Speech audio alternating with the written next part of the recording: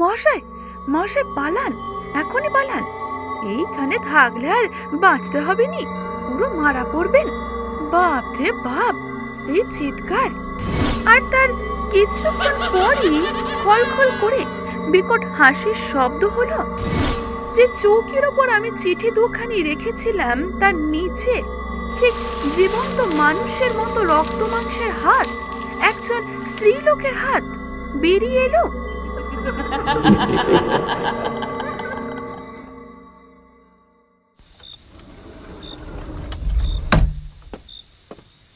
প্রকাণ্ড অট্টালিকা, 3 তলা বাড়ি। কত যে তার মধ্যে কামরা আছে তা বলা যায় না। দেখতে দেখতে আমরা একটা বিরাট ঘরে গিয়ে প্রবেশ করলাম। সেই ঘরে মেঝেতে পুরো ধুলো পড়ে রয়েছে, সেখানে কোথাও কিছুই নেই। হঠাৎ দেখলাম আমার ঠিক সামনে একটি পায়ের দাগ পড়ল। শিশুর পায়ের দাগ, কেবল একটি মাত্র পায়ের দাগ। আমি এগিয়ে গিয়ে সেই পায়ের দাগের উপর নিচের পা রাখলাম, আর অমনি ঠিক সেই সময় আমার সামনে আরেকটি পায়ের দাগ পড়ল। আমিও তখনই আমার সঙ্গীর গা চেপে ধরলাম, সেও আমাকে চেপে ধরল।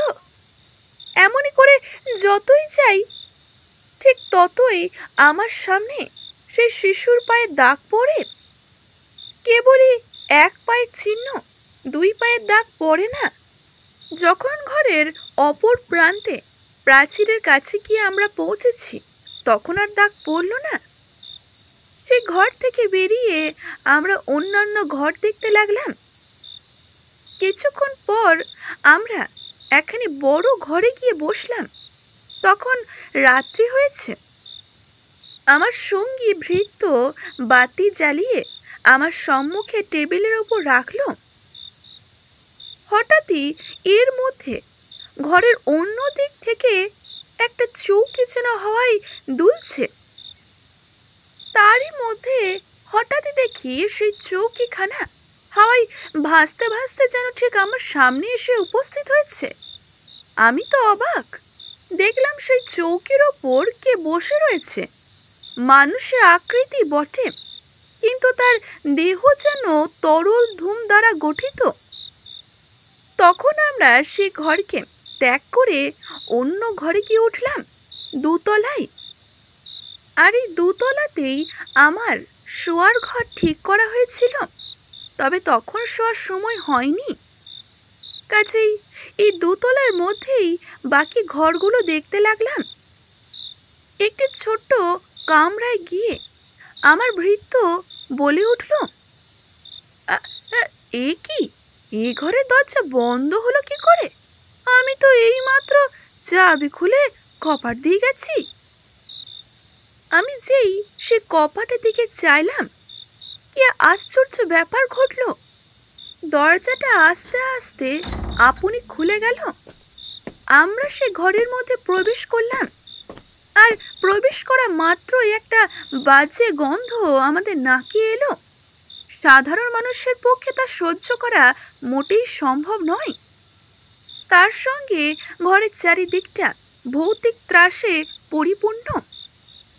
মনে হতে লাগলো নবজীবনের কিছু পদার্থ এ ঘরে রয়েছে। আমার এমনই মনে হতেই হঠাৎই দেখলাম ঘরের দরজাটা বন্ধ হয়ে গেল। এ কি সর্বনাশ! সেই ঘরের অপর কোনো দরজা বা জানালা ছিল না।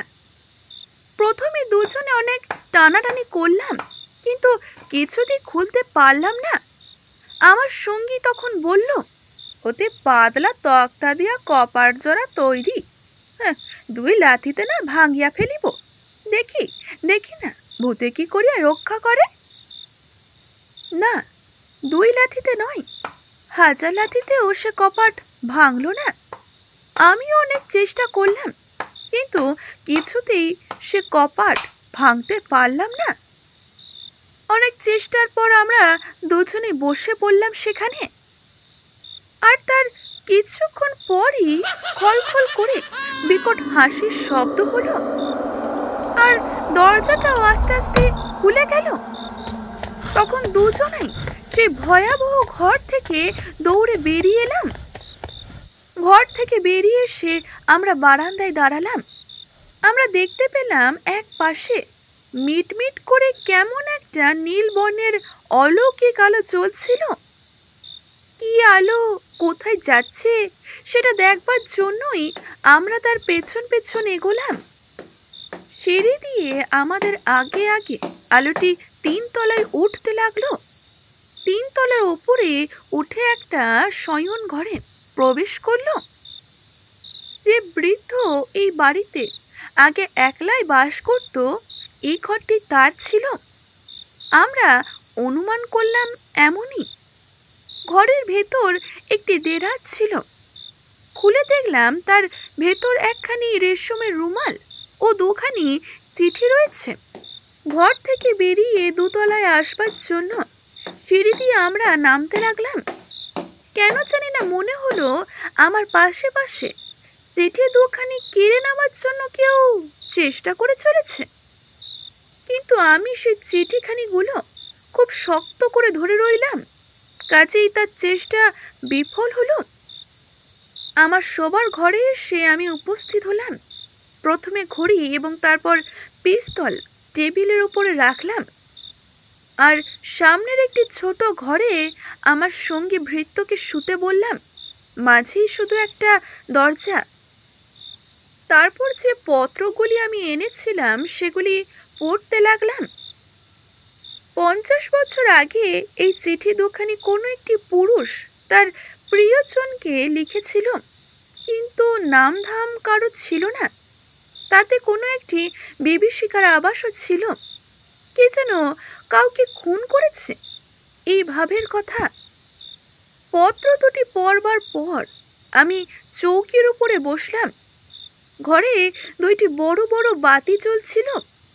শীত তখন প্রচণ্ড পড়েছিল, তাই ঘরের মধ্যে তখন আগুন জ্বলছে। আমি হঠাৎই দেখলাম টেবিলের উপরে রাখা আমার সেই ঘড়িটা শূন্যে ভেসে চলেছে। আমি তখনই হাতে পিস্তল নিয়ে সেই দিকে দৌড়লাম, কিন্তু ঘড়িটা যে কোথায় চলে গেল এর মধ্যে দেখতেই পেলাম না।